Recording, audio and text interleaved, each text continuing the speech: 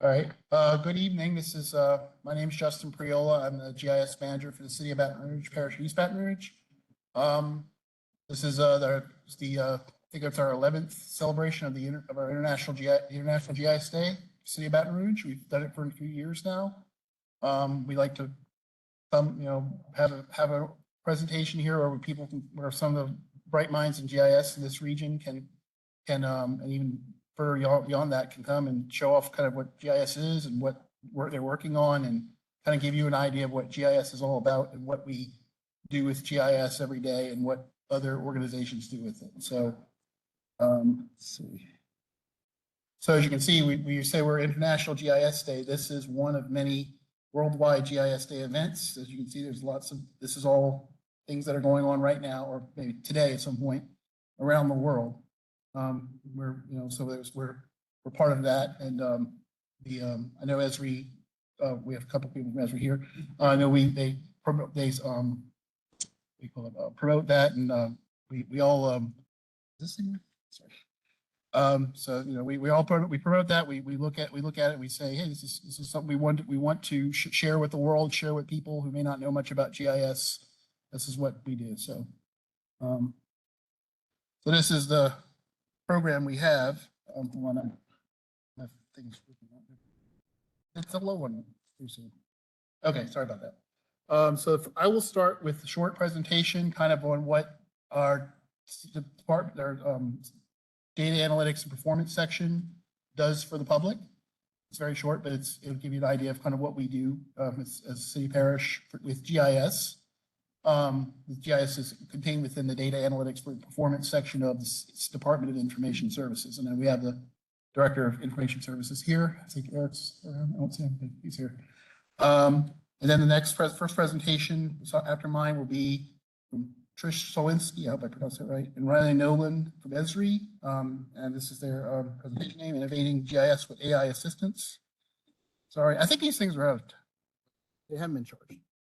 And the second presentation will be with Dr. Michael Leitner from LSU. He's got a presentation on criminal geographic profiling and spatial video geonarrative. And the fourth one will be Buren Baktifi, PhD. He works for HTNB and also is an adjunct faculty member at LSU. His presentations on GIS and disasters and mitigating risk in the face of climate change. And then the final presentation will be Jim Mitchell, PhD. He works at the state of Louisiana, senior GIS applications developer. And this is going to be about the GIS work that was done before, during, and after Hurricane Katrina. This is its 20th anniversary year of Hurricane Katrina. So this is relevant in a sense to that. And we want to kind of look back and see how far we progressed and what we did back then and everything else. So during this time period, we are going to be giving away 3 personal use licenses, courtesy of Esri. There's this QR code. This links to a survey. It's just a survey. There's some general questions, and there's also some geographic related questions. So we look at those and see who gets the best score and give away those 3. So there's a link here. You can also, I'm sorry, is it on? Oh, well. Oh, I'm sorry. I don't know how that got there. I apologize. Let me shrink that. Well, that's there. Okay, we'll leave it here. Okay. Yeah. So so I'll leave it here for a minute. You can scan it and just be sure to fill it out. And at the end of the evening, we will look at those surveys and we'll give out the licenses. The licenses we'll email you the place to download them. I believe they become active at the beginning of the next year, so 2026. So, does everybody have that or good? Okay.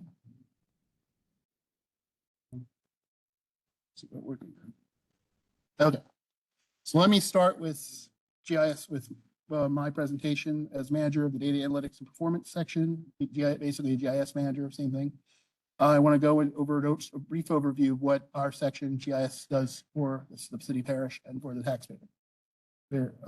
Considering what we've been talking about, the news about where tax money goes, I want to give kind of a brief overview of what we do. So as an overview, we are data analytics and performance section within IS. We are the clearinghouse for all the authoritative data maintained by the parish. That's all your stuff that you see online, open data, everything. Some of it is geographic, not all of it, but majority of it is. It's anything the city parish collects, uses to for its operations and also for the public. We develop the data, we maintain it, we manage it, and we analyze it for internal and external purposes. And developing it, of course, is a process in itself. We get raw data from outside. We take it, we turn it into something that's usable and within a certain schema that can be used by the public and shared, and those types of things. So most of the data, of course, is original. We collect it either remotely or we have ways of collecting it either remotely or not. But some of it does incorporate outside sources like census data, state of Louisiana, and primarily when I say the assessor, the parcel data, because they maintain that particular layer. We get a lot of questions about that, but we host that. We do have a copy of that data on our web maps, but it is parcel. Assessor actually maintains that stuff. So we do work with them every year to get a copy for annual updates. Okay, let me go ahead and use the mic. I'll use this one. Okay. Hello? Okay, there we go. All right. Louisiana Spatial Data Framework was adopted by the Louisiana GIS Council some years ago. And this is the framework we use for the data types that we collect and maintain. There are different categories of data. That's how we classify them. That way we're able to, we have a good list of what types of data sets we have and what types and where they are and everything else. So we classify all these based on the LSDI definitions. If you go on our website, you see look at our data sets and what their metadata and such are. You'll see these classifications. Most of our data sets are land use, governmental units, transportation, and map reference, which would include like addresses and things like that. But we have data sets under a lot of these classifications, not all. And this presentation has a little link here to the LSDI. When we have this recording, you can have access to that link. So what we do with the data, as I said, we develop data. We capture new phenomena that can be mapped or analyzed. For a simple fact, just subdivisions. Subdivisions are sent to the Planning Commission. Their plats are submitted. They're approved. They're filed with the clerk of court and all that.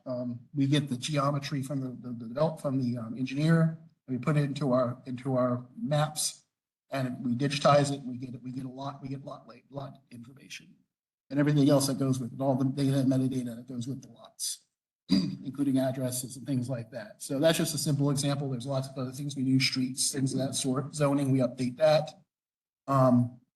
Future land use, anything. There's some update layers we update more than others, but that's just examples. Data maintenance, we're always trying to improve the accuracy. Sometimes, we find that data is there may be an error in the data, so we correct that. We get input from the public on that. Sometimes we catch it ourselves.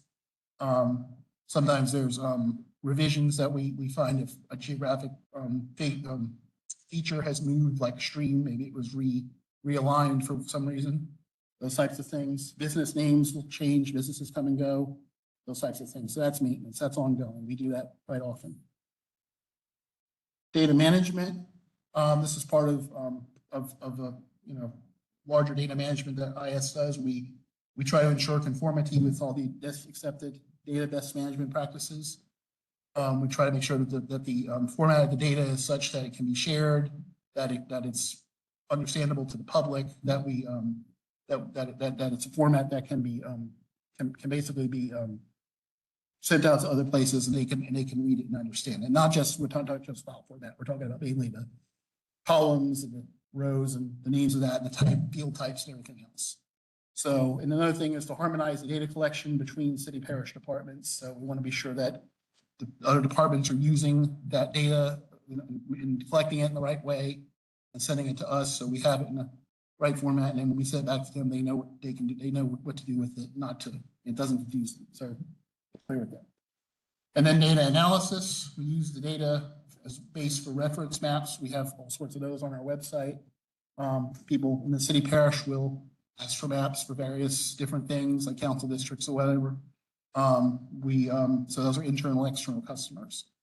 We also, as you see on this image here, will analyze data to identify trends, metrics, or performance measures. This is an example on the right. It's just an example of a heat map of light cases. I'm not sure when that was, probably certainly very recent, but that's just an example. We do things like that analysis.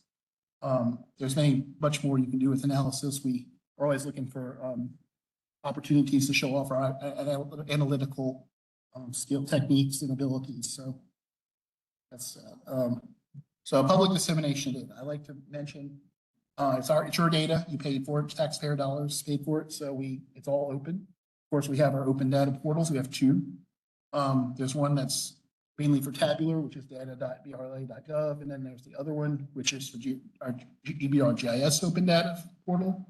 And that data can be downloaded from there in multiple formats, so actually for both of those. So anything geographic can be downloaded in a shapefile format, anything that's tabular, CSV, anything of that sort. So, and then of course we have our EBR GIS portal, which is where all the maps and apps are. You're probably familiar with that. You use it. People use it quite for everything, just to look for anything. We also have other lookup tools that we have that work off this data to if you're looking for a council district or something like that, or you're looking for the street where jurisdiction of the street, like what city it's in, that type of thing. So data use and business processes. This is what people don't really see, but all of the GIS data and all the practices we use are integrated to business processes the city parish uses. Our 311 system. When someone calls in for a 311 call, someone will create a point because there's an address. So there's going to be GIS data created. Permitting, same thing. Anything that can be mapped. Emergency management, we're using that for our public safety, trying to help the police with locating trends in crime and things like that. Planning case notifications, we send out notifications to people who live within a certain radius of the planning case that's on the planning commission agenda. So that's just examples. So, so then of course, internal analysis, this is kind of an extension of that. I was mentioning analysis before. We use it for public safety, public works, planning, many other areas. So I mentioned public safety. This is a common operational platform that they use. They're looking at daily operations, roll call, crime trends analysis, auto thefts, all sorts of things. They're looking for any trends they can find, mapping them, trying to figure out how effective officers are in responding, like what their response time is, that type of thing, so they can figure out where to improve and such.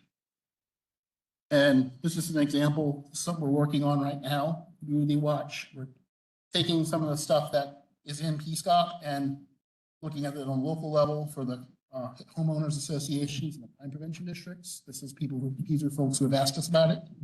So it gives us basically kind of a snapshot of what's going on in their area in terms of crimes and incidents that are going on. We're trying to also connect citizens to city parish personnel and resources. They'll have dashboards that are easy to use. All this technology is very it's very user friendly. Most of it comes out of Esri. Their apps are very good and quite excellent. We appreciate their support. So and then of course the final thing we are the data analytics and performance section. We also do outreach like this, what we do here, to inform everybody about what we do and our data and what we do with city parish governance and everything else. So these are just examples. So of course, next, this is the 11th straight year with the top 10 ranking on mid-sized digital cities. We've had this for at least a number of years now. It's a testament, I think, to the efforts of everyone at IS and certainly everyone who works there, all the staff, everybody, including our director and such. And that's all I have. You have any questions or comments? Anybody? Mm-hmm. Yes. Mm-hmm. Yes, there's a public access. What would you see in the PSCOP? That's internal, but there are public state-facing versions of that as well. So, so I can show that to you. So, anyone else? Okay. All right, thank you. I'll just put this here. Remember if you need to scan it again, it's going to be there and for the license giveaway. That's, I think, the next, okay, the next presentation we have is our Leslie's folks here. They're going to present on innovating GIS with AI assistance. And should have a little technological setup here.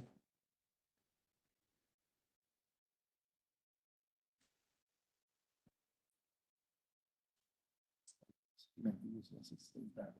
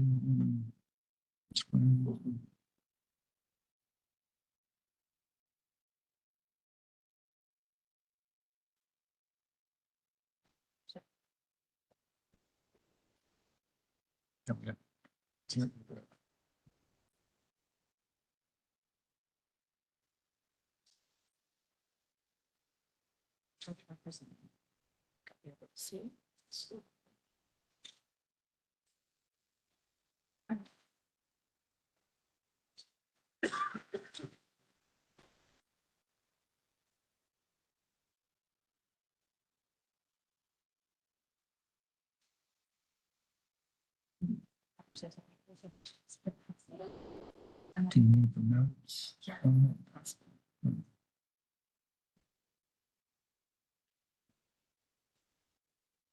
And let's, no, let's, hold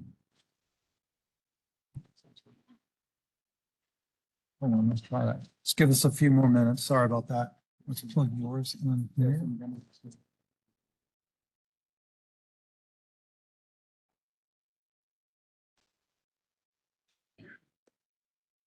This one.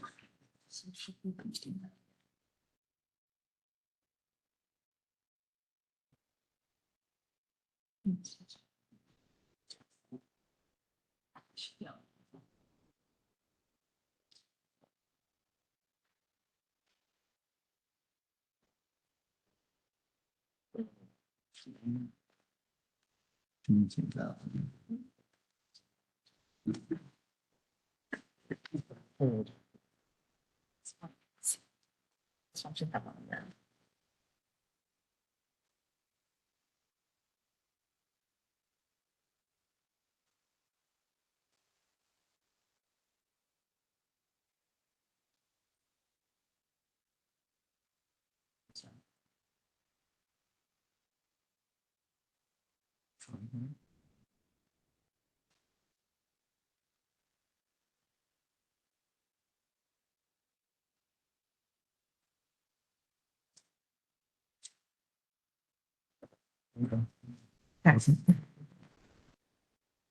Okay, thank you for your patience, everyone. I appreciate it.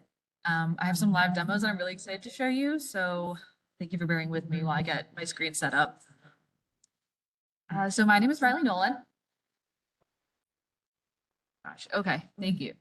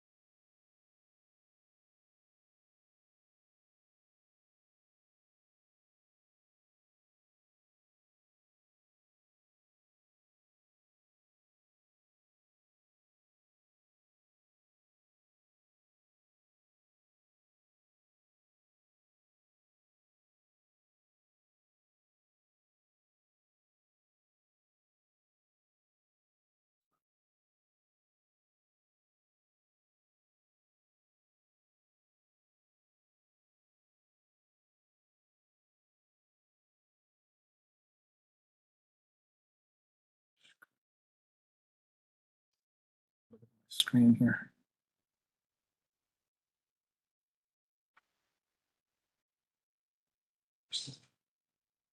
Try to get to the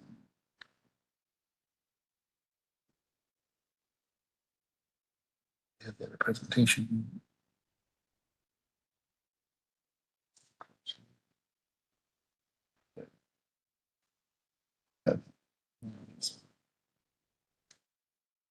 Okay. That's your presentation. Yes, that's right. Said.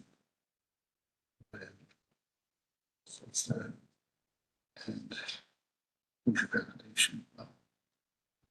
Here. Go back here. Not sure. If I want to put it somewhere.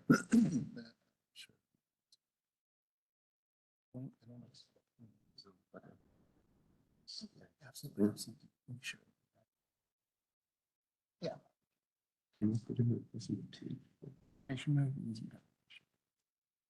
Oh, this, okay. Such a. It's in, that's a slideshow. See, it's in the slideshow.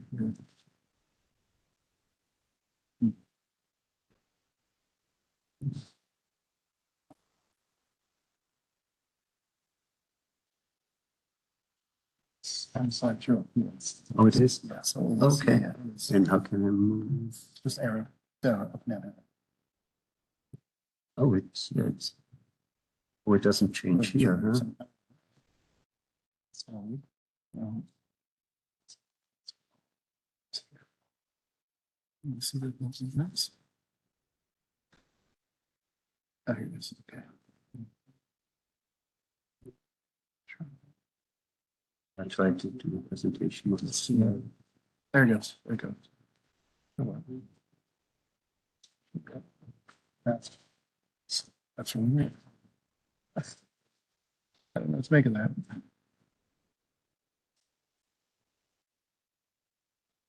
Resume slideshow. Okay, let's see. Okay, it's very strange. Let's see. Okay, here we go. This is it here. Okay, here we go. This is it. Okay.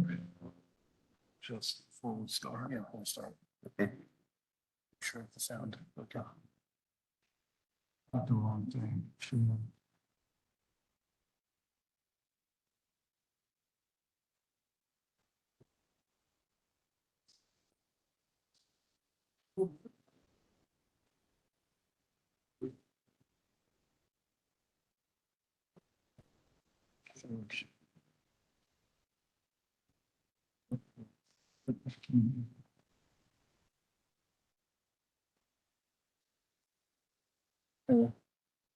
Okay. What's the error? Okay. Let me. Okay, I would like to introduce Dr. Michael Leitner. He is the Carl O. Sawyer Professor of Geography, Department of Geography and Anthropology at LSU. His main research and teaching interests are in the research and application of geospatial technology, mainly GIS, small unoccupied aerial systems, and spatial analysis, modeling, mapping their geographies as crime and health. As a native of Austria, he came to the US to study GIS and computer cartography with financial support of a Fulbright scholarship. In 2001, he was offered a tenure track assistant professorship at LSU and has been here ever since. Thank you. So thanks for the introduction. My name is Michael Leitner. I'm a social scientist and a human geographer. And I've been planning to come here to present about some of my teaching and my research interests. So what I've selected today, there are two different topics. I try to be in time, wrap this up within the next 15 minutes. The first topic is on geographical profiling or criminal geographical profiling. And this topic has a strong connection to Baton Rouge. The second application and research areas on spatial video geonarratives. I'm not sure how much you are familiar with both of these topics, but hopefully in the next 10 or 15 minutes you will be. What is a geographical profile? It is something that law enforcement is using. It is a geospatial decision support tool that law enforcement is using to model the anchor point of a serial offender. The anchor point is sometimes also referred to as a haven.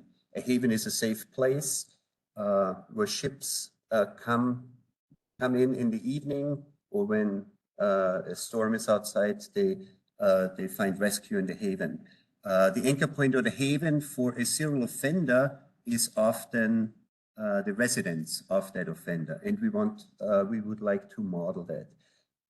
There is a difference or different opinion in the literature of how many crime locations you need in order to do a geographical profile. It's at least 3 to 5 crime events should be present, and they should be linked with each other.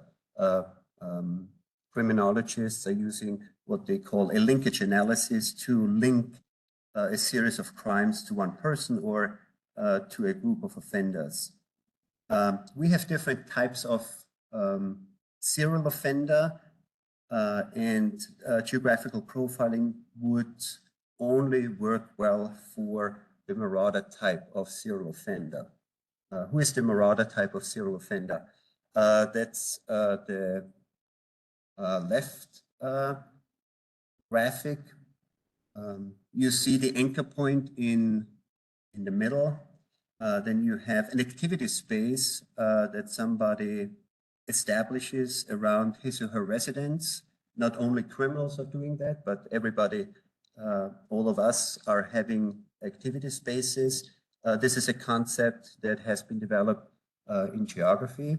Outside of the activity space is an awareness space that we do not know that well.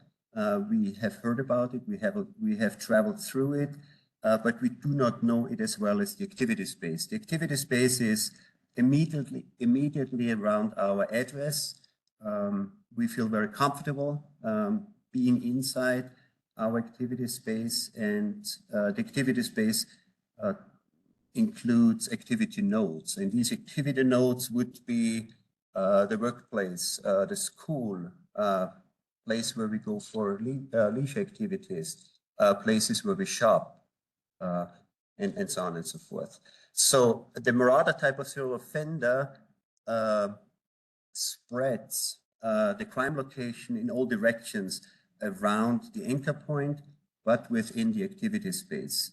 On the other hand, the commuter type of offender travels in a dominant or predominant direction, commits crimes in a location further away from the anchor point, and then travels back to his or her residence.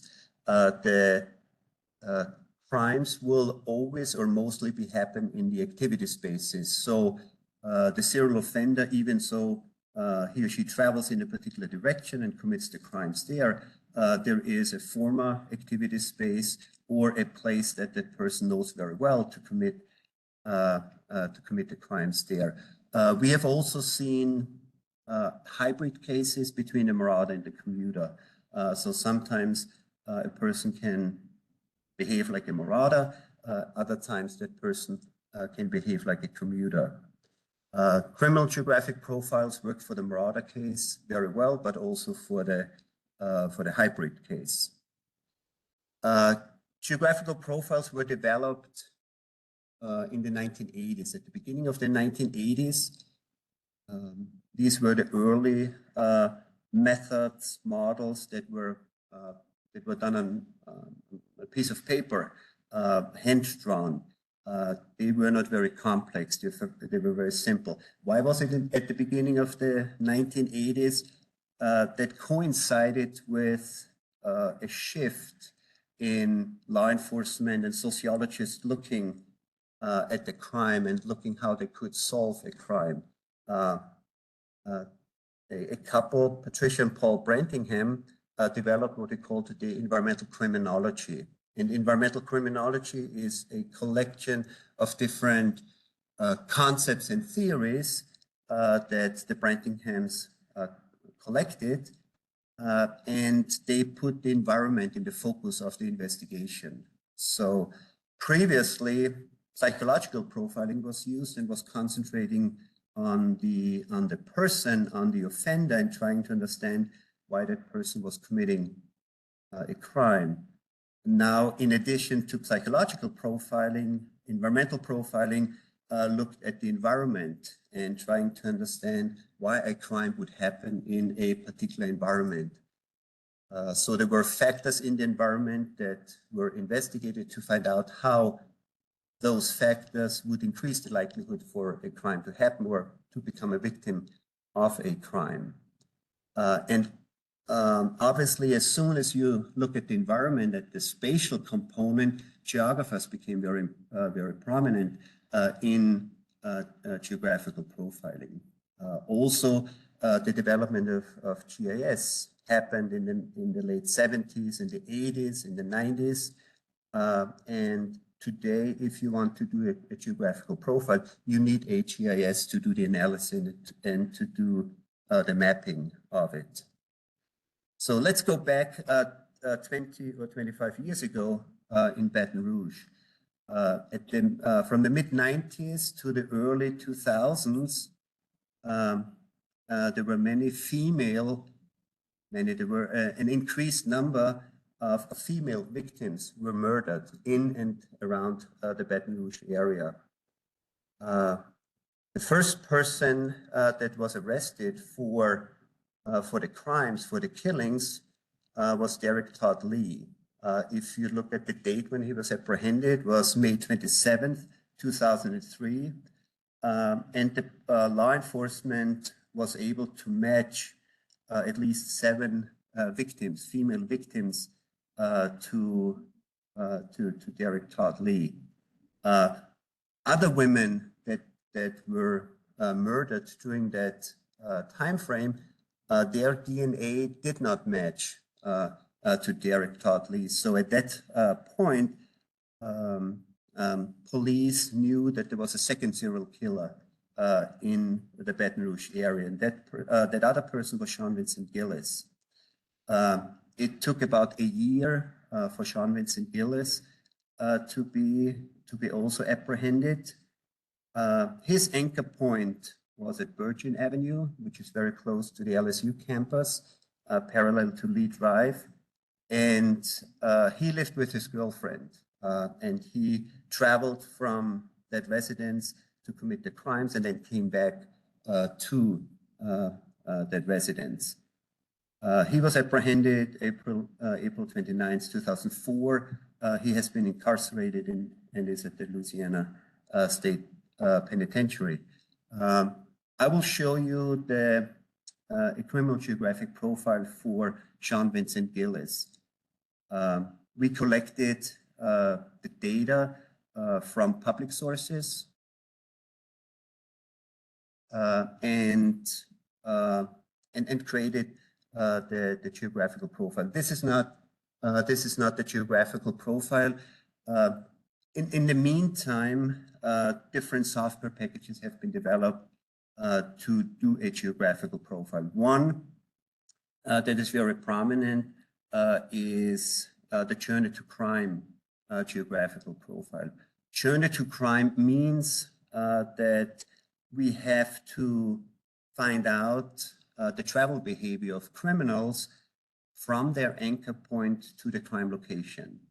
And if you want to simulate that for a serial killer, you want to collect data from solved homicides that have happened in the same area in Baton Rouge. So what we did, we collected solved homicide cases from the Baton Rouge Police Department between 1991 and 1997.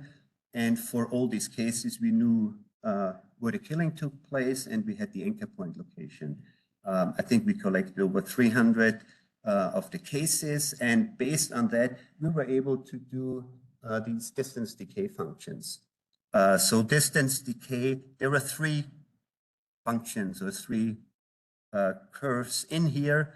The one that is based on the observed data on the 300 homicide cases is the dark solid curve. It's going a little bit up and down. It's not really smooth. And for journey to crime, you need now to find a function that can be best approximated to that observed data. And at that time in CrimeStat, the option that you had was a negative exponential and a truncated negative exponential function. These are the other two that you see. The truncated has a linear part at the beginning and negative exponential part. The negative exponential has just a negative exponential curve. So once you have adjusted these two models or these two distance decay function to the observed data, you can use those functions to simulate the anchor point of a serial offender. And this is the output. This is one of several models that we ran.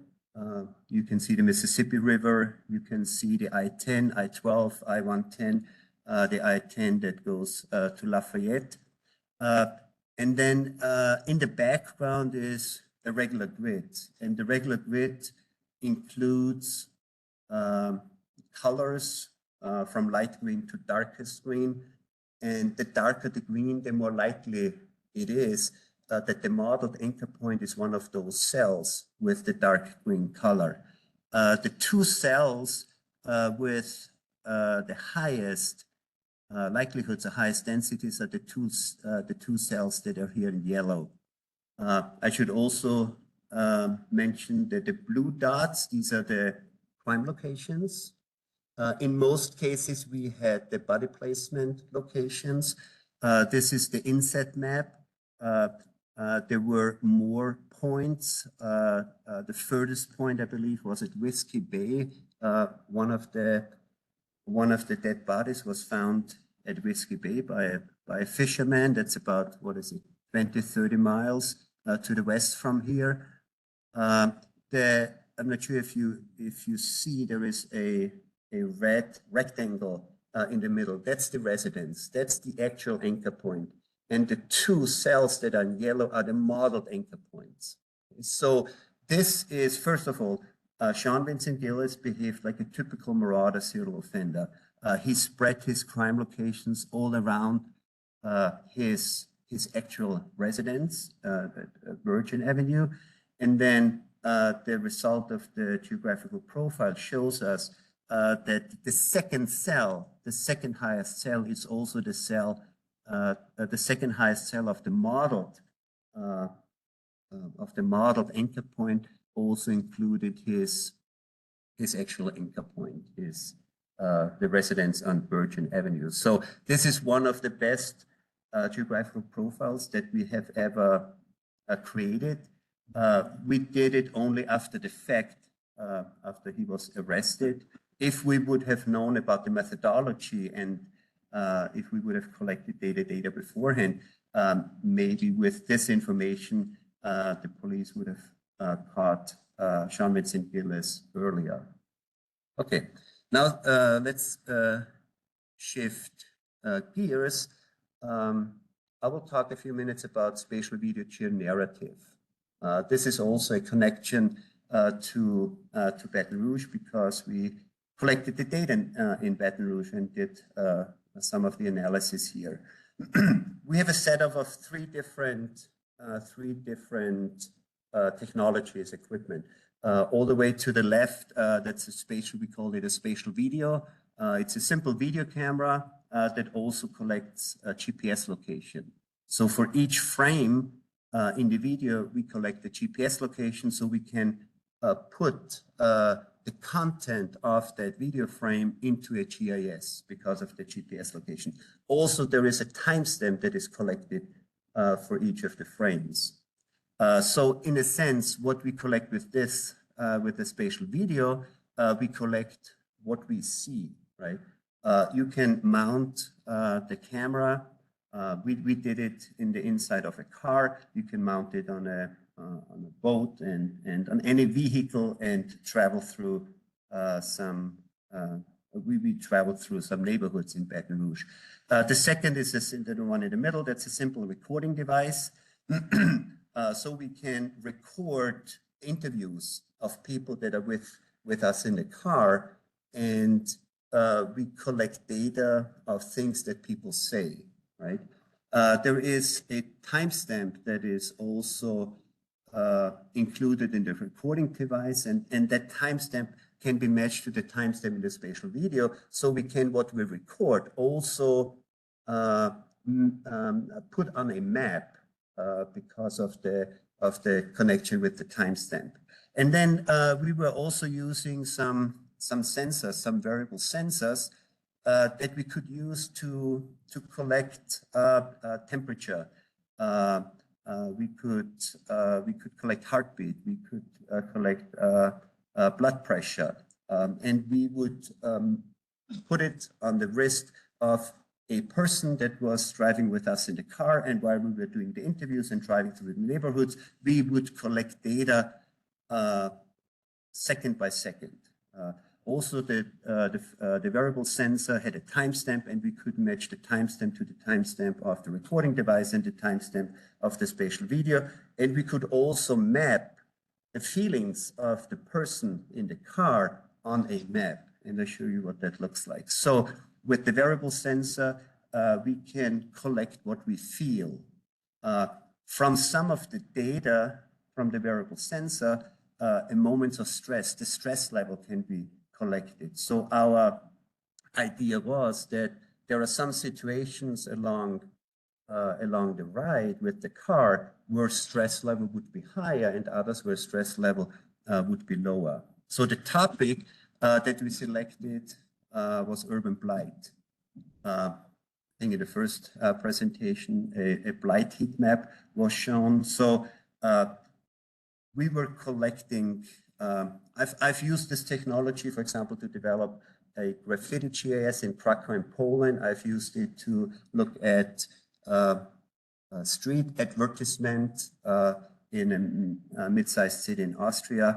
And here in Baton Rouge, we were interested in urban blight. Urban blight is a decline and deterioration of urban area due to neglect, abandonment, and disinvestment. All the pictures that you see here are frames from the spatial video camera. So we were driving through different neighborhoods in Baton Rouge and collected that information, and then we mapped it. So urban blight, you have property, urban blight, and then you have urban blight that is associated with the environment and the infrastructure.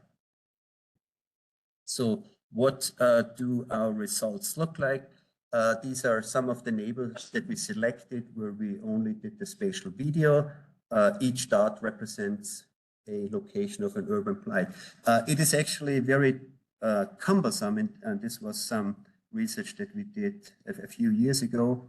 It is very cumbersome to go through the spatial video, through the spatial videos and identify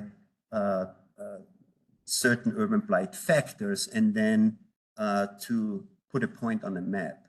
To do that manually, it's very time consuming and it's very tedious and very tiring.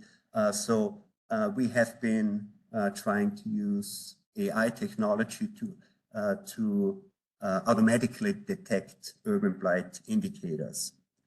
On the right-hand side, these would be individual indicators, and similar to these heat maps, would show where there is a high number of urban blight indicators and where there's a low number of urban indicators. Interviews, we also had data. We also were recording the conversation that we had in the car with people that came with us. I think, Warren, you were one of one of the people who were who were with us in the car at one time.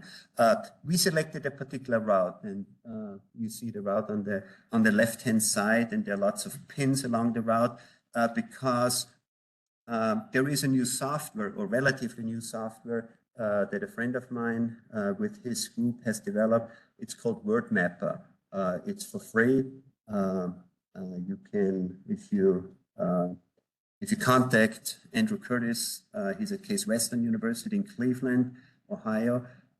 He has developed this software, and we can, based on the timestamp that we also had in the recording device, we could map that. So you can map a conversation word per word, or sentence by sentence, or phrase by phrase. Okay?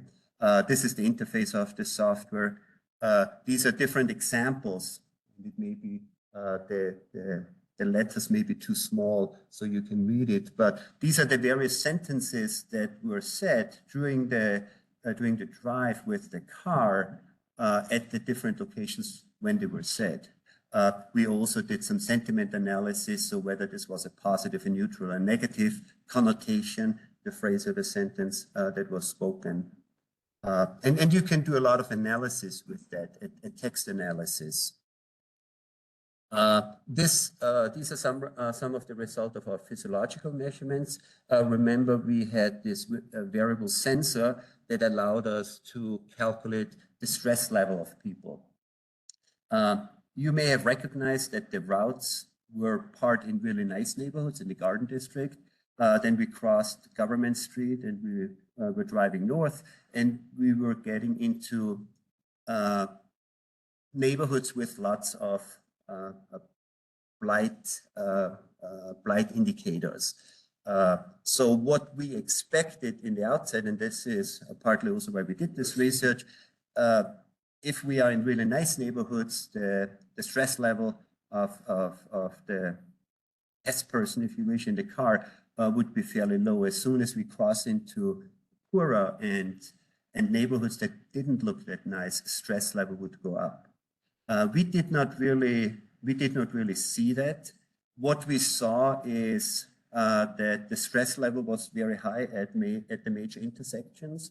So when we were at the stop sign or at the traffic light and we had to cross a road, then the stress level would go up. These are the red areas along that line.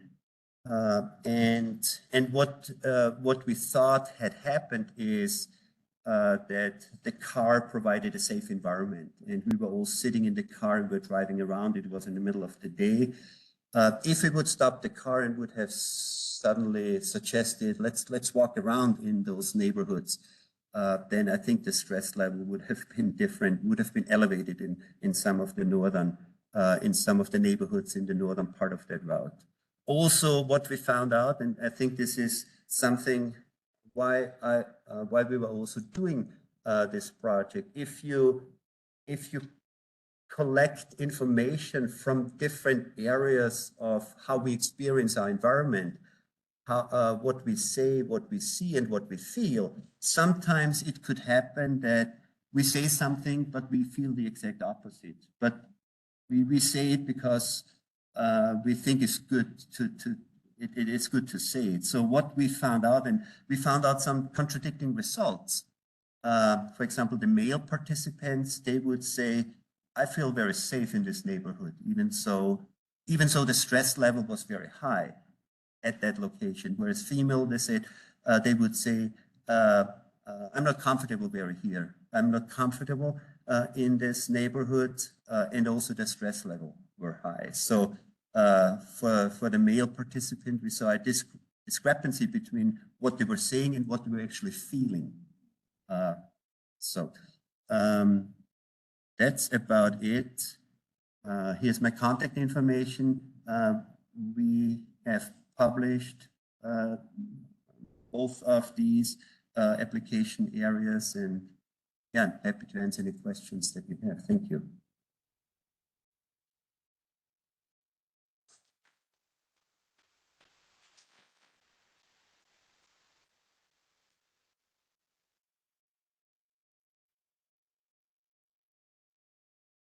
Sure.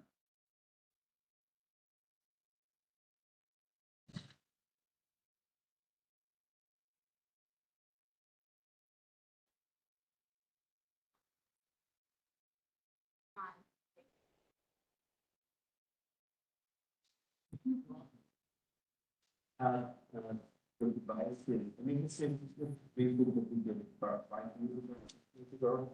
But at that time,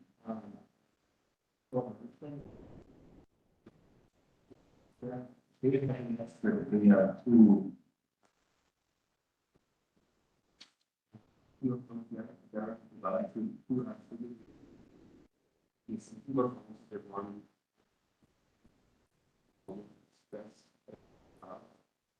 But we need to manage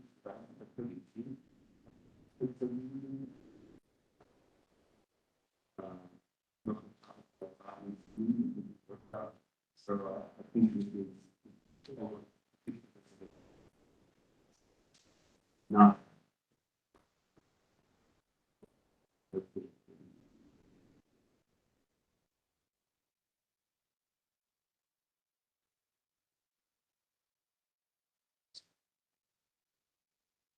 You have or do you have a theory why the men were lying and the women were talking?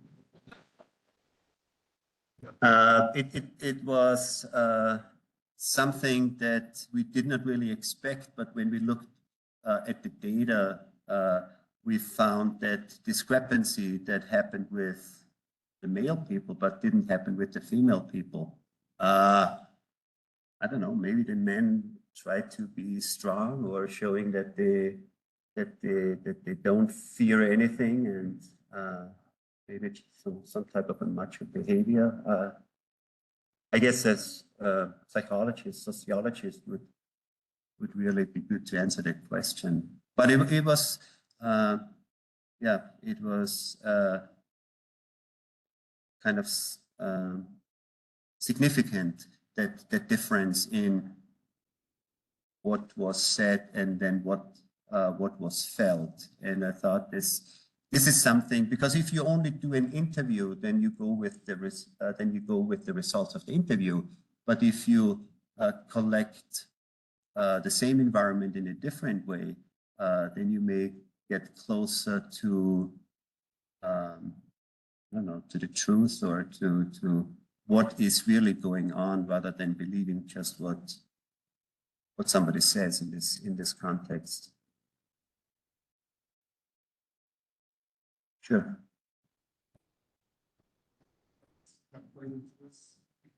I was driving the car sometimes. So I hope I did not that did not happen. But we had different drivers, so I think we had like 40 to 50 people that we brought along on that same route. And so we used different vehicles and different drivers, and when there was a need of a driver, then I jumped in and helped out. Warren.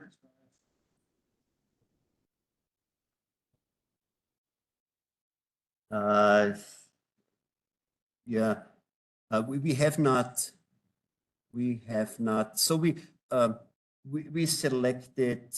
We did not drive on the weekends because people are at home and people are in the front yard, and we thought we do not really want to distract people, or people would be out and about, and so we on purpose we picked like the mornings when people were at work, or and before they were coming home, and we didn't try to. We wanted to avoid rush hours, so we could. It was like a 20 to 25 minutes drive. I'm not sure if you remember how long it took. Yeah, we didn't. We never. At night, people would also be at home. This was in the spring, so the weather was nice. People could have been outside in the evening or at night. Yeah, no, we didn't do that. Yeah.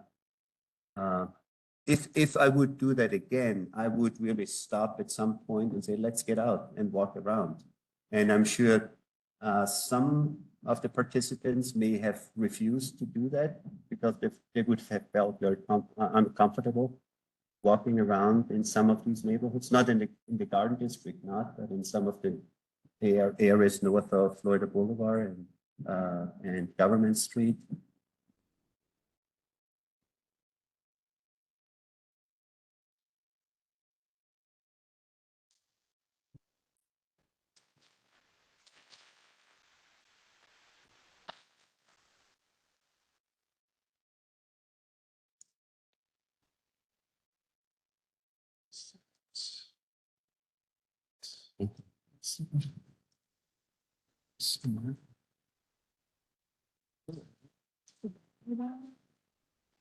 I don't know, is it dying? It's like cutting in and out. Make sure this is It's not too long. being shared properly.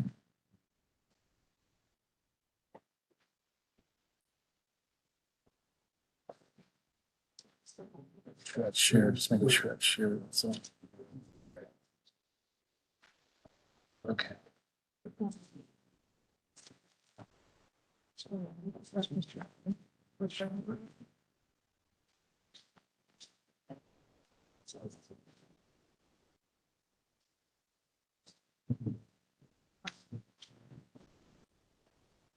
Oh, when I'm just, if y'all haven't already, there's refreshments in the rear, coffee, we have some canned chocolates and such. There'll be cake at the end, GIS Day cake, so. Have you ready for that? I can go. All right, I'll just give you a few minutes to go. Stuff.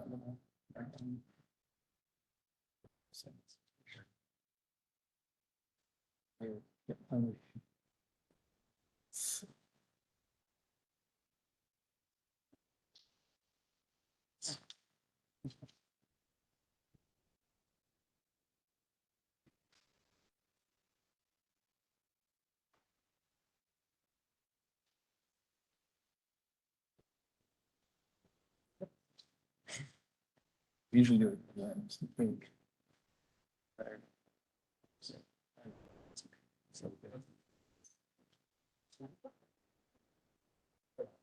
Give it a couple minutes and then we'll do the next presentation. Fairly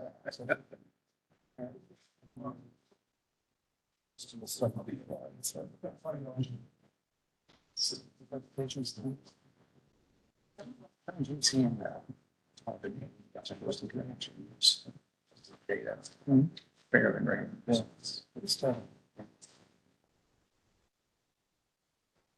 Chance we can get that lights down in some of my slides.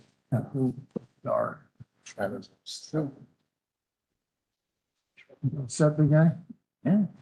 We can set the mood in the room. Here.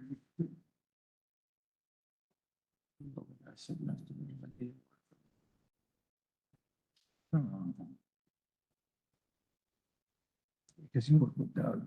Yeah, I remember. Yeah, I was trying to remember. That's okay.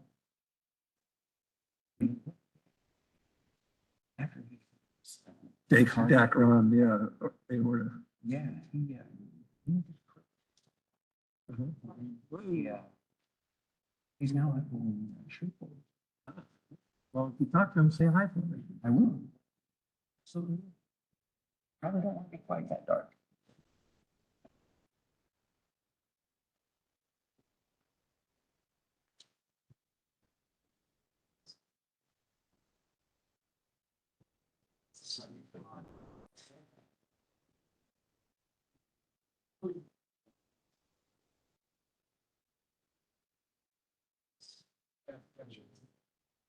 It's looking great.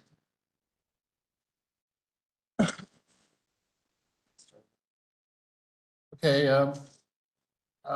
just our next presenter will be Burin Baktafi, PhD. He is an accomplished GISP. He is an accomplished GIS professional with a diverse educational background and extensive experience in both academia and the private sector. His experience lies in urbanization, risk recovery, and climate change's impact on land use and policy. He's worked with academia in the private sector, and also I believe you're an adjunct professor at LSU. I am. Okay, so this will be take it away.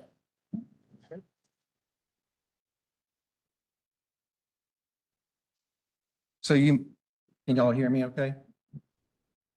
That sound good? Good? All right. I've actually never used a lavalier mic, so this is a first for me. I'm Buck DeFee. I'm a senior project manager with an engineering firm. It's a national firm. We've got a local office. I came to Louisiana after Hurricane Katrina, and I've been doing disaster recovery work for many years, over 18 years here in the state.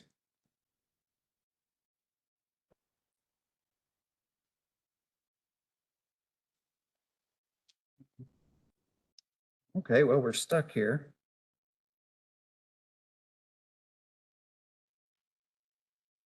You figure that out. Really? My presentation broke the computer. I'm sorry. Okay, There we go. you'll just have to click like so. All right, got it. Today I'm going to talk about disaster recovery and mitigation. I do a lot of disaster recovery work, and I have to explain that because often when people hear the term disaster recovery, they think, oh, he's going out with the Cajun Navy. Well, no, I don't even own a boat, so I'm not qualified to go out and do emergency response like those fellows do. I come in after the fact. Most of my work is involved after the floodwaters have receded, after the fires are put out, and we help cities, we help counties or parishes, we help state agencies recover from the disaster event. So most of my work has been post-disaster, and we're trying to rebuild. A lot of folks aren't familiar with the word mitigation, but I can guarantee that everybody here in the state of Louisiana knows what it is. If you own a camp, or you know somebody who owns a camp, you know that you don't want your building sitting down right next to the water. And so what you do is you pick it up and you put it on stilts so that when the flood happens, your camp house doesn't get flooded. That's mitigation. Mitigation is the process of finding ways to reduce impacts during a natural disaster of some kind, whether it's flooding, fire, wind from a hurricane. So there's lots of different types of mitigation, and some of them are building specific, but many of them are regional, and I'm going to talk about some of those today. As most people are aware, especially in this sophisticated audience, we do a lot of modeling in GIS. And what I'm going to talk about is how we use modeling to look at mitigation or look for mitigation opportunities and help us move funding to the right place to help prevent damage during disasters. Well, part of that process is understanding what got damaged during the last disaster. So we're going to focus on Harris County. Harris County is where Houston is located. And believe it or not, there are a lot of similarities between Harris County and East Baton Rouge Parish. They're both located in a coastal floodplain, and so they're really flat. And that's important when we talk about flooding and hydrology. Both areas are bounded on either side by multiple rivers. Here we've got the Amite and the Comite River Basin to the east. We've got the Mississippi River to our west, and we've got the Atchafalaya a little further west. Harris County has a similar situation. The number of rivers is flipped. We have the Trinity River to the east. We have the San Jacinto River to the east. And then we have the Brazos River to the west. Now, in the middle of Harris County, it's all within the San Jacinto River Basin. Now, these are all hydraulically connected, but what I would like you to pay attention to in this map is that blue line running across the top of the left. That's Cypress Creek, and Cypress Creek flows primarily to the east, northeast slightly, and it drains directly into the San Jacinto River. All the areas to the south of there are several subwatersheds, and here they are kind of colored to make them easier to see. We have the, I got to put my eyeballs on here so I can see. Sorry. We have the Barker Reservoir, the Addicks Reservoir, and the White Oak Bayou. We have Brays Bayou, and we have the Buffalo Bayou. All those converge in downtown Houston. So downtown Houston is particularly at risk for flooding during high rainfall events like we saw in Harvey. And one of the reasons I'm focusing on Harris County is because I spent several years over in Houston and Harris County helping them recover after Harvey. So a lot of the data that you're about to see comes directly from what happened in Harvey. Now, Harris County has an agency called the Harris County Flood Control District, and that entity was generated directly because of a flood event that happened in 1931. In 1931, they had a high rainfall event that caused the Cypress Creek to jump the watershed boundary and actually start flowing down White Oak Bayou. The total volume of water created a flood depth of 32 feet in downtown Houston. And I hear a lot of people going, whoa. Well, for those who really don't understand how deep 32 feet is, this room would be completely underwater. There would be water on the second floor of this building. Now, just imagine how much water that was back in 1932. They had the third story of buildings flooding. Now, during Katrina, we had a similar situation with a storm surge over in Biloxi. The storm surge was 28 feet, and the wave action actually knocked out windows in the third floor of the Hard Rock Hotel over in Biloxi. So it's a lot of water, and it's an issue that's well known over in Harris County. Now I'm going to focus in, because the initial talk was about modeling, and we've got some hydrology experts here in the room, so this will all be old hat to them. But for those who aren't familiar with it, we use GIS to model watersheds. We have typically a design storm or multiple design storms. You may be familiar with some of the terminology. You hear about the 100-year storm or the 500-year storm. Well, we typically model from a 2-year storm, 10-year storm, somewhere around the 20, 25-year storm, a 50-year storm, 100-year storm, and the 500-year storm. FEMA's been doing this for years. They typically hire that out to contractors like my firm, and we do the modeling, and then we generate floodplains. So this is the standard national flood hazard layer, and there's three sets of symbology up here that you should be familiar with. The red striped areas is the velocity zone. That's where water is expected to be flowing during a flooding event. It's really dangerous water to be in because it is high volume, it's deep, and it's moving fast. The blue areas in this map are the 100-year floodplain. That's pretty familiar to most folks. The orange areas are the 500-year floodplain. Now, this is of the Cypress Creek area in Houston. So the next thing we want to do is try to understand the potential risk to residential properties within Harris County. So here's the properties. This is just the residential properties. This doesn't include any commercial buildings or industrial buildings. And so there's several things to notice in this map. We have 1 point for the center of each one of the residential parcels. Some of those are sitting in the 500-year floodplain. Some of them are sitting in the 100-year floodplain, and some are sitting in the velocity zone. So if they're sitting in those locations, it's a pretty good assumption that during a high water event, those are the places that are going to flood, right? And so we can do that analysis. When we look at the numbers, there's about 1 million residential properties in Harris County. That includes the city of Houston, Cypress, Parker. It includes everything. And in Harris County, there's about 5,000 properties sitting in the floodway. There's about 91,000 in the 100-year floodplain and 140,000-ish in the 500-year floodplain. So you put it all together, it's about 236,000 properties that we know are sitting within the flood extent during big events. So those are the first places we're going to look. Now we can use modeling to try to estimate, well, how much property is at risk. We can look at the parcel data, we can look at the assessor's data, and we can estimate based on how deep we expect the water to be, we can estimate the potential losses for anywhere, as long as we have the data.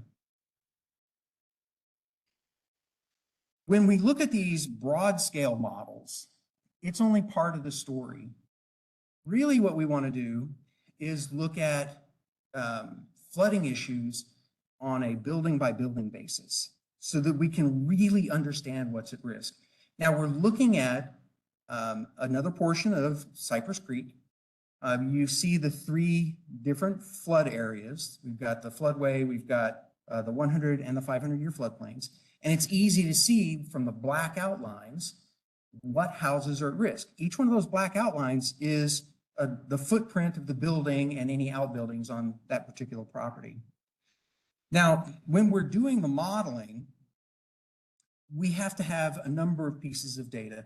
The footprints are handy, but really we're starting with a digital elevation model. And for those who aren't familiar with that term, it's a record of how high the ground is compared to sea level. That's the basic idea. So here's the digital elevation model for that same area. In the symbology here, the low spots are blue, which is where we expect water to accumulate. The high spots are orange and yellow. So that's where we expect water to run off. And all of you are familiar with this process. You stand at your front window when it's raining, the water comes off the roof, it goes down the driveway, it collects in the street, creates a little river, runs over to the nearest storm drain, right? That's the way it's supposed to work. In this, you can see that the water is going to flow from areas that are high, yellow and orange, to areas that are low, blue, through the areas that are green. But pay particular attention to the southernmost portion of this neighborhood. The color is green. So it makes you wonder, well, is that high or low? It's low. How does the water get out? That's a good question. And that's what the modeling does. We create a design storm, we apply that design storm, and we see where the water flows within the model. And this is where it's flowing or not flowing in this case. In this neighborhood, we know that the southern portion of the neighborhood floods during a 100-year event. It floods in a 10-year event, although the extent of the flooding is different. So what I'm showing up here in the blue, and it may be a little difficult to see, is the southern part of that neighborhood is flooding. Okay? And we can highlight that by selecting out which properties are going to get wet. And that's what we're showing here in pink. So once we know that, we have to ask the question, why aren't those areas in the 100-year floodplain? It's because all the models aren't designed to catch that when we're doing broad scale models. It can only happen, or we can only catch that when we start looking at larger scale models, which are zoomed in, which are close, okay? But that process is expensive. It takes a lot of man hours, it takes a lot of computing time. So we want to limit the number of areas that we model at this scale. Well, how do we pick out where we're going to do those kinds of modeling? Well, we have to use other data sets to help us understand what's flooding and what's not flooding. Now, what we're seeing here is building permit data after Hurricane Harvey. For those who aren't familiar with it, when you build a brand new house, you have to get a building permit. After you have a major flood and your house is destroyed and it needs to be rebuilt, you have to get a building permit. So we can map out the locations of the pulled building permits, the approved building permits from Harris County, and it shows us where flooding is happening outside of the 100-year floodplain, outside of the 500-year floodplain. So the other data set that we can use is the individual assistance data directly from FEMA. Individual assistance is what happens when people don't have flood insurance. Now, of the 1 million properties in Harris County, about 50,000 had flood insurance during Harvey. So 50,000 properties, they didn't have anything to worry about. They could get funding to rebuild their property. Individual assistance claims come in two flavors. Many of the claims are coming from homeowners that lived outside the floodplain who were not required to have flood insurance, and they didn't. And so their only recourse for rebuilding their home is to ask for assistance directly from FEMA, and that's what they call individual assistance. The second group are people who may live in the floodplain, they may live outside the floodplain. They don't have flood insurance primarily because they're renting the property. Now, the homeowner, the landlord, may own that property and probably has flood insurance because the building is in a floodplain.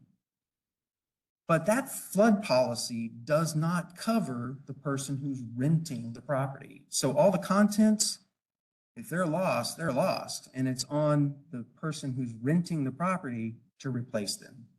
So if they don't have flood insurance, which many of them don't, they have to file a claim with FEMA for individual assistance. Now, we've talked about the where. We need to talk about the who. Who's at risk? One way to look at that is census data, and we can look at income levels. The federal government has several different maps that are based on census data that tell us where the low to moderate income areas are and what they term disadvantaged communities. Those are slightly different definitions. I've included both here. Low to moderate income is defined as households that have 50% or less of the median income in the area. So you can think about it as the lower quarter, roughly. Disadvantaged communities may have additional factors like access to healthcare, race. There's a whole index that they use with, I think, about 24 different factors for defining what's a disadvantaged community. So we want to understand where flooding happened and who's being affected. And here's what the numbers look like. Again, there's 1 million residential properties in Harris County. 67% of the residential properties sit inside a low income or disadvantaged area. And that's kind of shocking, but it really kind of highlights the disparity between income in Harris County itself. That last number there, the individual assistance claims, almost 80% of them sit inside of disadvantaged areas. So you can really understand just from some basic analysis who's at risk. And what we can do with that information is pass that on to the decision makers. When we understand who's at risk, when we understand where things are flooding, where natural disasters happen, it helps us with the disaster preparedness process. It helps us understand how we should guide funding into areas that are at greatest need. So that's a lot of the work that I do. We help prepare for disasters, we help recover from disasters, and then we help people mitigate against disasters. And the mitigation process can be programmed to buy out houses that flood repeatedly. It can be to elevate properties that flood repeatedly, or it could be a regional drainage project, which that one area that I showed, that one neighborhood, that's exactly what we're doing there. We're going in and redesigning the entire drainage system so that we can reduce flooding in the future. So what we do is to help decision makers make decisions. And that's about all I had to share today. Okay. Sure.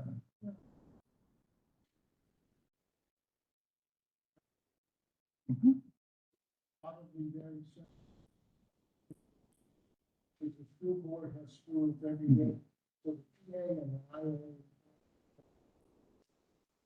Yes and no. The public assistance programs are different, and most of the work that I do are on the public assistance side.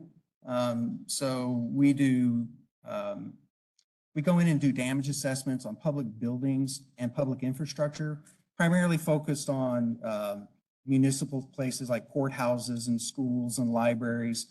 But we also do a lot of infrastructure work. So we're looking at damages to roads and bridges, subsurface infrastructure like storm sewers, sanitary sewers, water systems. When we were in Biloxi, about 40% of their subsurface infrastructure was crushed by the storm surge. So we replaced most of it. Other questions? Your elevation data, that's all LiDAR driven? or is that- Yeah, it's all LiDAR. Yeah. It's the same data, same technology as the elevation data here in Baton Rouge.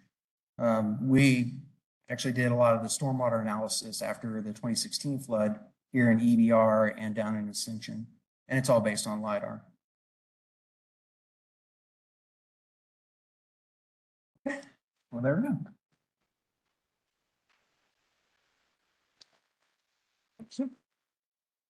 And I'd like to know that some of what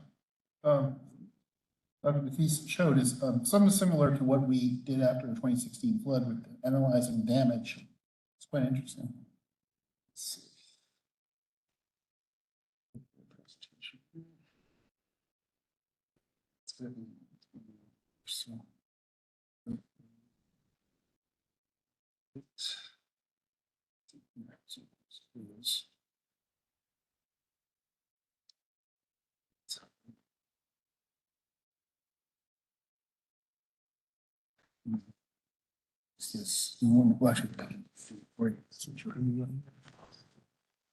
Excuse me.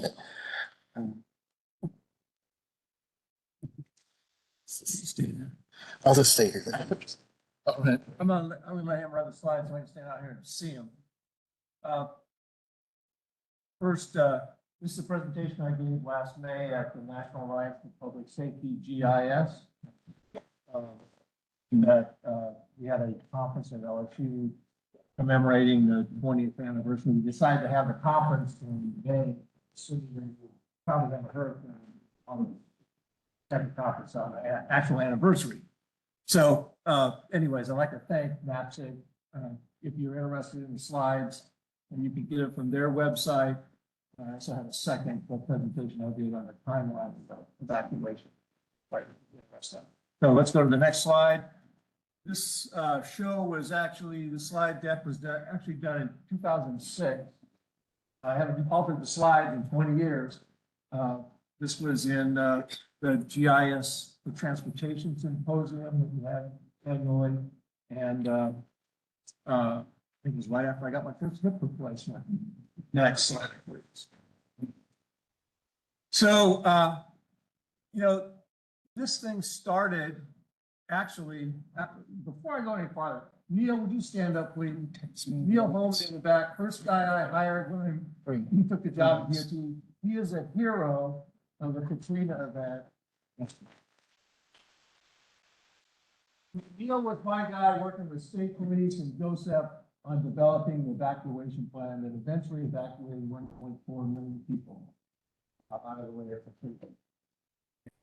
And thank you, Neil. We haven't got much credit for that happening. The engineers got all the credit at DOT. So this is a map that we put together that has all of the points on there. They're kind of the red kind of looking things are residential points.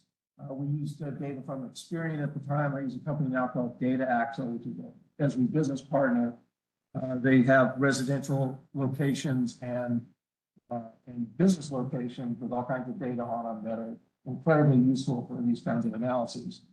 But we were able from this map to figure out that when we created the evacuation zones, Neil came back from the meeting one day, we got to come up with evacuation.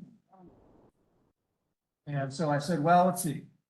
You got the intercoastal waterway that goes from Texas to Mississippi. Everybody knows where the intercoastal waterway is. So if you say zone 1 is the Gulf to the intercoastal waterway, people go, if I'm here, I gotta go. Zone 2 is between the intercoastal waterway and I-10. And then zone 3 is the area between Round Lake and basically the most important there. That was, if this is going to be here, it's going to be constant flow. Of course, that eventually is what happened with Katrina. We were able to, from this map, we were able to determine that there are 48,000 points, 48,000 homes in the first phase. There were about 400,000, I think, in the phase 2 zone between the intercoastal and I-10. And there were approximately, I don't know, 500 something thousand, I think, in the actual Orleans Lake Pontchartrain area. We eventually decided, looking at the whole map, the rest of the state, we ended up printing, I think, 1 million copies of the map that we eventually produced. So let's go to the next one, which is the map. So, and we had fun with this one. GIS guys, what's wrong with this map? Look at the colors. Red, green, right? Green is good, red is bad. It's like, what's good if you're near the coast or like inland? So, and Neil said, that's the colors the cops pick. The state police guys pick those colors. So we flipped that when we actually printed the map for the actual brochure. But this was the original map that we did setting up the evacuation plan. Next slide. Actually, go back real quick. One of the things on this map is that we were working on trying to make the public understand what was going on. And you hear them talk today about, well, we can't do control, we don't have enough time. Well, the public doesn't know what to do either. And the reason we were able to pull off what we did in 2005 with Katrina was there was a lot of work with the public, local officials. People knew about this before they had to go and do an evacuation. Next slide, please. Okay, so the basic plan is, the plan really starts 5 days out, okay? That's 120 hours. At 72 hours, there's a bunch of things that go on between them. There's the $1 million phone call, we got to get buses. We didn't have that at Katrina. Oh, by the way, what else did we have? Who's got an iPhone in here? Exactly. Smartphones did not show up for 3 more years. We had smartphones for Gustav. No smartphones. People were not connected. People had Blackberries, Blackberries, and most people didn't have them. So the way the plan works is 72 hours out. DOTD is like getting guys in the places they need to be to execute control. State police, you got to block off exits and entrances and all kinds of stuff, on the contraflow routes. 50 hours out, you do phase 1. So all the guys down there south of the intercoastal waterway, you're going to start heading north because you're going to get wet. At 40 hours, then you go to phase 2, which is again up to I-10. So now you're evacuating that group of people. I-10, I-12, that's kind of like the high ground, right? People think about it as high ground. And part of the reason the interstate's there is we put it that far away from the coast, so most of it's not going to flood. And then at 30 hours out, we start doing the contraflow thing. Things that bad, we got to get moving. And we run that for 24 hours, and at 6 hours from time 0, which is when tropical storm force winds first reach the state, not when the eye, right? We hear it all the time on the Weather Channel. The eye is coming on shore. Well, half the storm has passed through by the time the eye came on shore, right? So it's when the first tropical storm force winds reach the coast with tropical storm force wind 40 miles an hour or higher. It's dangerous to be driving, right? Or your cars and your vehicles. So at 6 hours out, we quit. We just got it. It's time to get everybody off the road. We close it down, movable bridges, ferries are out, that kind of stuff. Next slide.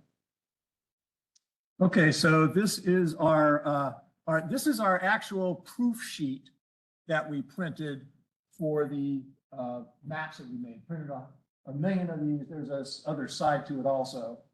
It gets folded up, which is why things are kind of sideways on there. But that folds up into, little, map and put in the car, right? You got one for your vehicle, so you know where to go. This map has on it the contraflow entrance and exit points, the actual routes. We had all kinds of fun with the maps too.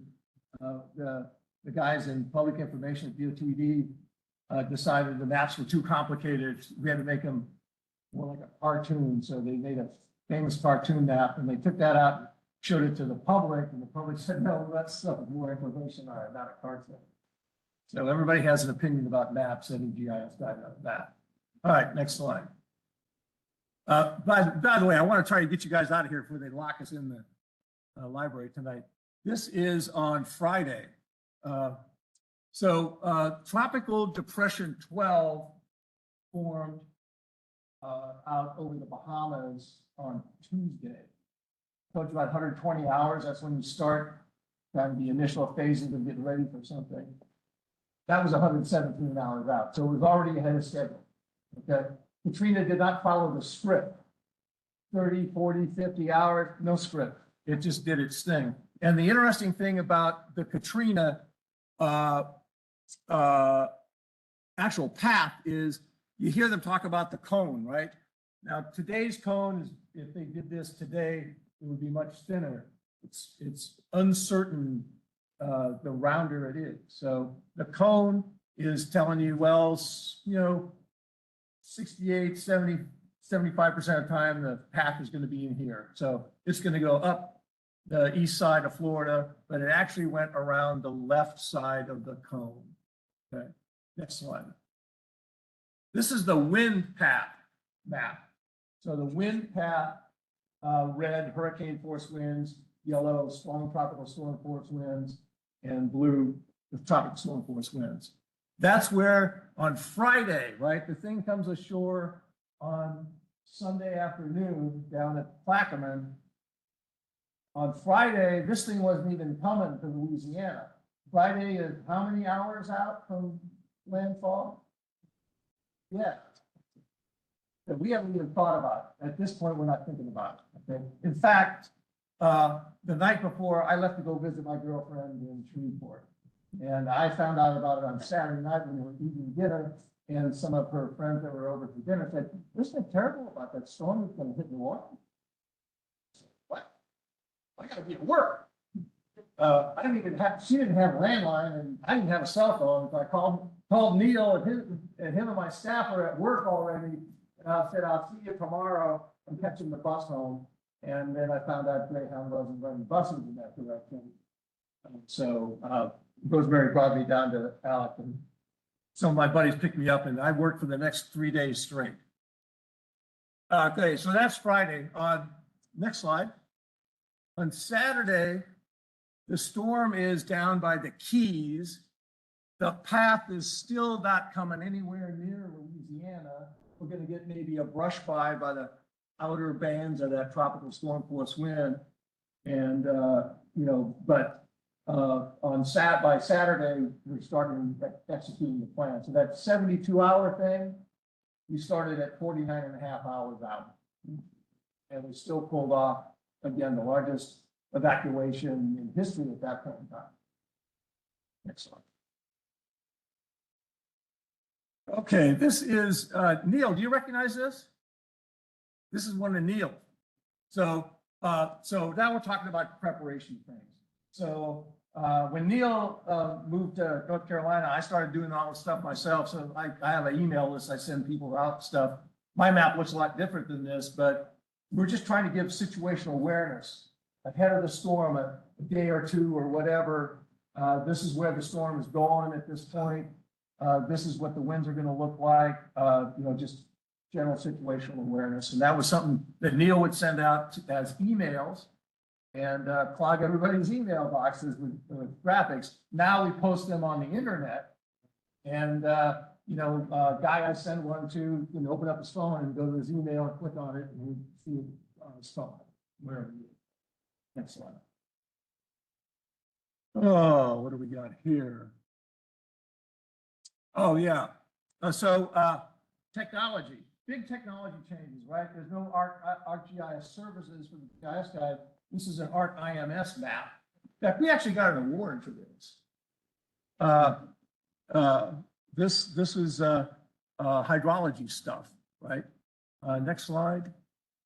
So you can set up a map in ArcIMS where you can click on, they didn't have pop-ups, there's no automatic pop-ups, you had to design this thing, you know, it was IT stuff. Click on the map, it'll pop up the website for that gauge, you can see the real-time information. And, you know, that was really important. We could watch what was happening with stream flows and even tides along the coast as the storm surge came in. Next slide. A lot of stuff with weather. We were using a company called Meteorologics at the time. We actually got satellite weather coming in real time. We had internet weather coming in also from the same company. They had a really interesting product that they called Road Speed Index, which took your road network. And this is the really cool thing about this company was they gave us GIS data. It wasn't just a bunch of pictures. And we didn't have to do a bunch of processing. They would do the processing and send you the product. And so the road speeding index would take the wind speeds and tell you how much of your normal speed would have to be reduced on a particular highway based on the wind speeds in that area and the weather. I think the next slide is about the same. We can go to the next slide. Oh, yeah, we've got movable bridges. Movable bridges are, you know, drawbridges and stuff that have to be taken care of. Make sure that they're operating and all that kind of stuff. So they have to be inspected. And again, you have to make sure they're closed when the storm's coming through and reopen as soon as you can afterwards. Next slide. Okay, what do we got here? Nursing homes. Oh yeah, the nursing homes. This is a huge. Neil, you want to tell this story? Neil was at lunch one day in the cafeteria. During Katrina, they had LVH or DHH at the time was in our building. And DOT's East Wing was all LVH except the IT guys. And Neil's at lunch one day and he says, "Hey, they're talking down in the cafeteria about all these nursing homes." And we don't know. Yeah, unbelievable. So Neil and I go, "We got that data." We went to our database, right? The data actual stuff, right? We know where every nursing home, every medical facility, whatever is in the state in that database. So we're able to throw a quick map together and put it on the internet for that matter. And this is a kind of a funky version of it, but the idea was that we could show where all of the different nursing homes were, and this is on our search and rescue grid that we put up. Next slide. Flooded roadways. Mhm. Those are flooded roadways. Yeah, this is, okay, so we were getting TM data from the guys over at at LSU. The guys at LSU would take TM satellite data and identify flooded stuff. You're going to see a TM image here in a minute. It sticks out like a sore thumb, the wet spot. And we could turn those into polygons and use those polygons against road networks to find out what roads were flooded. And that was just such valuable information. Next slide. That's the flooded area. This is close up to the flooded area. Yeah, that's just a close up. So again, you can see how important that is. Street elevations. The 3001 folks, I don't know how many of you remember 3001. They were the original people that did the LiDAR DEMs for the state. You know, those 5 meter DEMs. You know how big 5 meters is? It's about a quarter of this room. There's a lot of elevation that can change in a 5 meter area. You know, on the side of a levee or a roadway or whatever. Very coarse. Nowadays, we're working with 60 centimeter DEMs, right? An elevation. So instead of going up the side of a levee like a like an Aztec pyramid, right? It kind of more like stair step. And that kind of elevation detail is incredibly important. What these guys were doing at the time was taking our road network, getting their DEM data and making map books. Map books, why do map books? But we didn't have connectivity, right? We didn't have web GIS the way we have it today.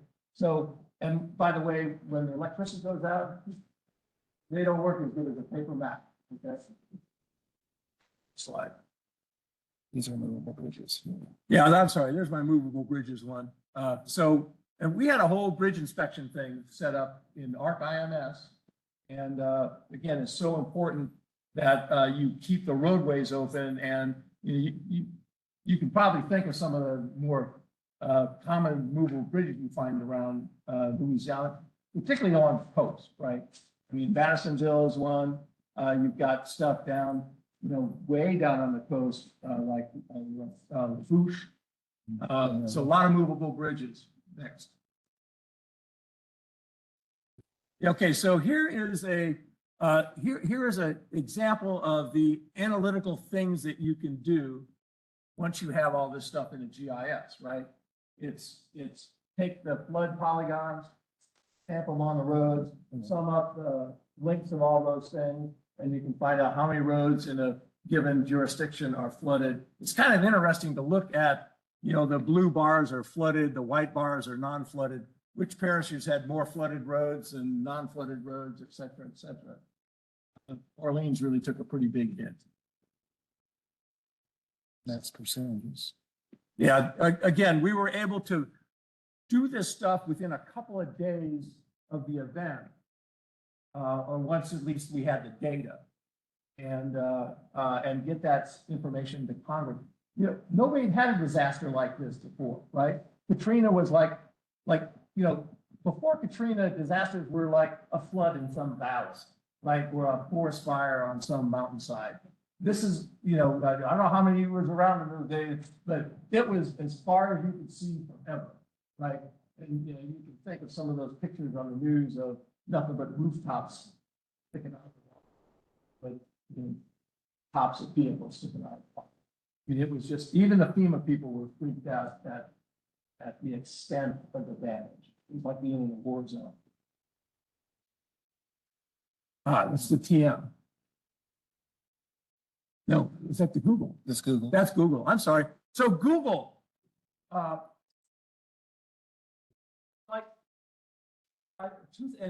see, the next year when I gave this presentation, 2006 at GISP, we had Google for the first time come. Google was not very old at this point. It'd only been around, Google Maps, a couple of years.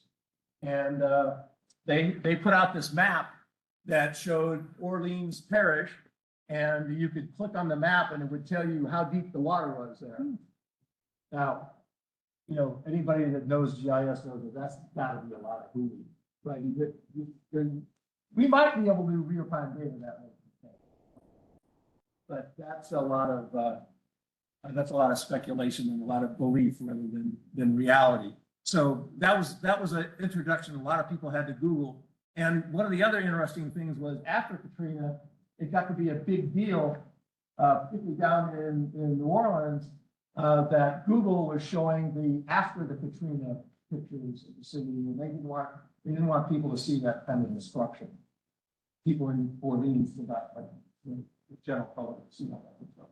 So it was a big controversy with that. Next slide. That's TM. There's my TM. So again, the ambience of the room doesn't do it justice, but that was work that DeWitt Bro did out at LSU and shared with everybody.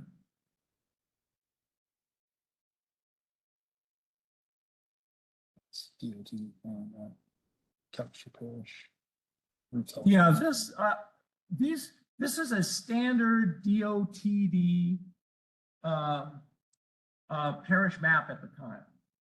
I don't know how many thousands of these things we gave away, probably mostly just to get rid of them. There's not a whole lot of detail on there. And one of the things that kind of came out of the Katrina and the Gustav and Ike events was a commitment of DOTD to revitalize the topographic mapping mission that TOTD had since the 20s. The idea that, all the maps we were working with, we had quad maps that were 100 years old. And that was the gold standard map. And that's what data was used to create the GIS data that we were working with. But nobody had been updating. They might update a map, but they didn't update the digital data. Might have new digital data, but they didn't appear on the map anymore. So the idea that today we have the technology to go out and collect all kinds of aerial imagery and things and turn it into digital data. We talked some about that in the earlier presentations. Next slide.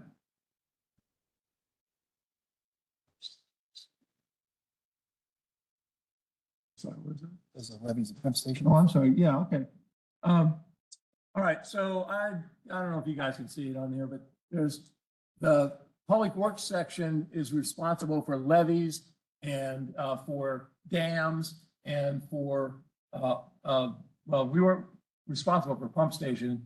One of the engineers walked in the emergency operations center one night and said, we need to do a map of all the pump stations in New Orleans. It's flooding and we got to figure out how long it's going to take to get rid of all that water. I said, okay, great. Where's the database? He said, huh? He held up a piece of paper. He said, I got it all right here. And, the lessons learned, get it in the database before the storm. And again, there's a bigger commitment to these kind of things today than there were in those days. So we have all that stuff now. The levees, the interesting thing on the levees is all the places on the levees that were breaches, were spots that they thought were 16, 17 feet of elevation that turned out to be 13 or 14 feet. And nobody had really been tracking the elevations of the levees and how they had been subsiding along with the rest of South Louisiana. And eventually a law was passed that they're supposed to be surveyed every, I think, 6 years maybe, and I don't know that we've done since the original survey. We got to cut it short. Yeah. So just quickly, that's a long lap period. Yeah, I'm sorry, I thought you said you wanted to cut it. Yeah, I need to, yeah. Well, it's real quick. Grid was a big issue, search and rescue grids. We had a whole conference on that later. Again, you can get these slides online if you'd like to later from NAPSG.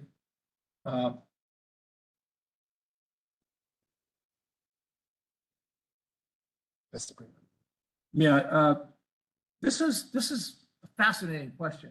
I remember sitting in the office one day after the storm, and it's like, how much stuff are we picking up? Right, we had to keep track of all the stuff that came off the highways. We had to coordinate with the DEQ folks about where the stuff could be dumped, where it could be collected, and just the environmental safety kind of issues. And you can see the interesting thing on this map is you can see the Rita storm that went off this way into Texas and the Katrina storm. You can see how the concentration of debris removal focused around those different parishes. We had to keep track of all that stuff. That's how we get paid, right, Buck? That's PA stuff. And then this is the end. So about January, Walt Simpson, who some of you may know, worked for GDT at the time. He sold us road data, still does. He said, I want to go down and see the New Orleans stuff. So one afternoon after work, he goes, let's go down and see it. So we go down there, and this is like at sunset. And nobody wants to be in New Orleans East at sunset. There's nobody around. He finds this house and goes, I got to get a picture of this. And it's like, wow, here's all this stuff. This is somebody's life. Again, this would be about January. And again, I don't think a lot of people appreciate the effort that state employees put in. Hours and hours, 18-hour days to try to, the recovery part of trying to put the state back together after.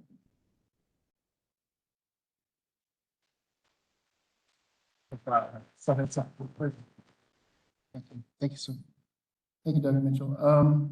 So we have the winners of the ArcGIS software giveaway. I think some of y'all may be here or online, but I'm going to announce the names. Corey Hoover, Rachel Carnes, and Basant Arashti. So y'all, congratulations, y'all.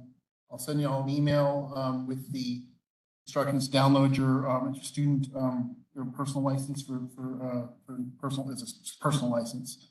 I believe you're supposed to claim it by the 30th of January. So congratulations. And I hope, all right, so this wraps up tonight's presentations. I'm glad to see a good turnout. Hope everybody learned something about GIS and became good to go home with more knowledge. So thank you for coming. I think y'all got some cake. There's maybe a little left, so. All right, have a good night.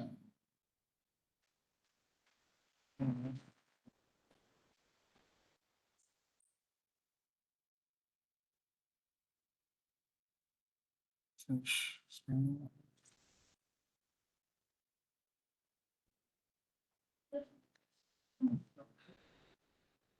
Yeah, they. You spin this. Stop.